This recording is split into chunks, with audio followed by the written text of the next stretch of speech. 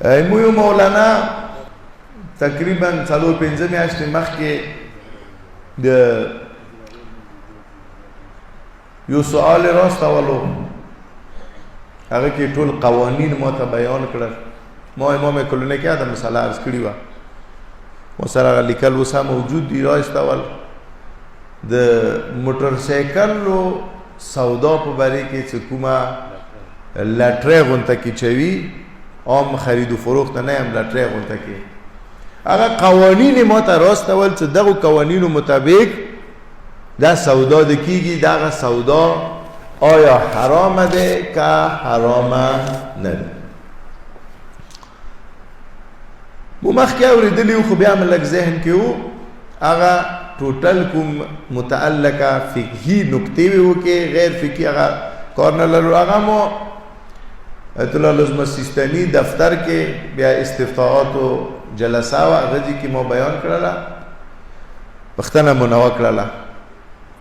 جواب دا راغللو چې دغه کومه طریقې سره چې ته پیسې واچوې، کیدای شي تا ته اول قسط کې یو موټر سایکل په 50,000 وځي، بل سړي ته همدغه موټر سایکل په 2 لکو کې وځي مثلا. دې طریقې سره خو چاته چې په 50,000 کې وځي، هغه ته اندوره پیسو کې پاتې شول، نورې پیسې به بیا نه لنډوي. او کوم کاس دی هغه ته به خامخا اخر کې موټر سایکل میلویږي، ذمې سره درته یایي چې موټر سایکل به خامخا درکوم، خو پاته نشته دی. په 50,000 کې میلاو شي، 60 کې میلاو شي، 50 کې څه پاته نشته. دی حکم څه دی؟ ما عرض هلته هم کړی وو، نه هم خبر حضراتو څه ویلي، هغه آیت الله لزمه سیستاني ویله او ډېر فقها یې صرف هغه دا جواری دی، قمار دی، دغه جواری دی، دغه قمار دی، دغه سودا باطله دی.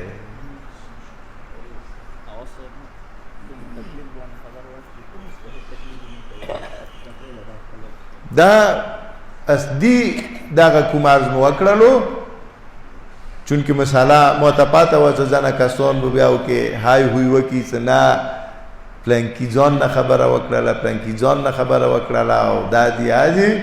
ما صریحا هوایي سیستاني دفتر کې ټول کسان ناست وو، ما هغوی ته دغه مساله عرض وکړله، تفصیل مو ته بیان کړلو، دغه جواب میلاو شولو چې دغه حرام دی، قمار دی. و دا مخصوصا نه دی صرف او صرف موټر سایکل سره، بلکې ما داسې اورېدلي دي چې همدغې کار مې کې فریج،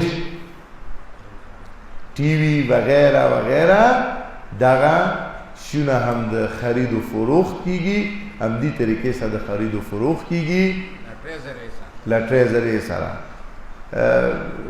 لاټرۍ دې ته نه شي ویل، یعنې الفاظ لاټرۍ انګلیش کې استعمالېږي، بل چې هغه بېله حکم دی، هغه ته عربی کې اوراقیانه سی دی، هغه بېله خبره.